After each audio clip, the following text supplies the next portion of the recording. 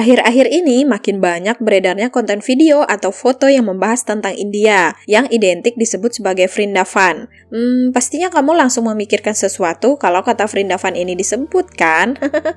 Vrindavan ini sering muncul dalam postingan-postingan yang merujuk pada suatu kegiatan, biasanya jajanan yang ada di tempat kumuh atau kurang steril yang ada di India. Tapi, kamu tahu tidak? Vrindavan merupakan hutan kuno yang terletak di negara bagian Uttar Pradesh, India. Kota ini juga merupakan salah satu tempat suci dalam agama Hindu yang terletak di Sungai Yamuna, tepatnya di Mathura.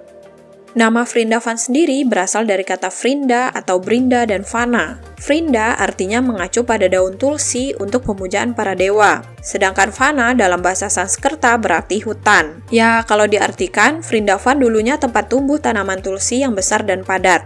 Vrindavan ini menjadi tempat kelahiran Dewa Krishna hingga menemukan cinta sejatinya. Makanya, Mathura atau Vrindavan menjadi satu dari 7 kota suci umat Hindu. Dewa Krishna dianggap sebagai inkarnasi ke-8 Dewa Wisnu dan perwujudan cinta kasih dalam kegembiraan. Setiap harinya, banyak peziarah datang ke kota yang memiliki lebih dari 4.000 kuil ini. Bahkan, setiap tahun ada lebih dari 3 juta orang berdatangan ke kota suci umat Hindu ini. Mulai dari berdoa di dalam kuil, mandi di Sungai Yamuna, dan berjalan-jalan di hutan. Ratusan candi juga tersebar di seluruh kota ini untuk menghormati Dewa Krishna. Bahkan, di kuil Radha Damodar terdapat sebuah batu berisi tapak kaki Dewa Krishna yang masih berdiri hingga saat ini. Tapi, hutan yang dulu lebat disertai satwa liar seperti merak dan burung-burung langka lainnya, kini telah digantikan dengan gedung-gedung dan komplek perumahan. Bahkan, burung merak juga sudah punah di kawasan ini. Pemerintah juga sedang mempersiapkan mega proyek Vrindavan Chandrodaya Mandir senilai 7 miliar rupiah atau sekitar 1,3 triliun rupiah. Proyek pembangunan kuil ini menjadi salah satu kuil termahal di dunia dan akan rampung pada 2026 nanti. Selain sebagai salah satu tempat suci, Vrindavan ini juga dikenal sebagai kota janda. Seperti yang kita ketahui, menurut ajaran agama Hindu, seorang janda tidak diperbolehkan menikah lagi dan diwajibkan untuk tinggal di rumah.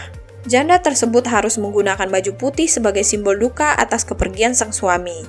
Terus nih ya, wanita ini juga dianggap kehilangan makna dalam hidup. Bahkan, prosesi pemakaman India konservatif yang bernama Sati menyarankan janda untuk bunuh diri dan menyusul suaminya di alam sana. Bagi mereka yang menolak, maka akan dikucilkan dan kehilangan hak untuk ikut berpartisipasi dalam kegiatan agama. Makanya, tidak sedikit yang melarikan diri ke Vrindavan.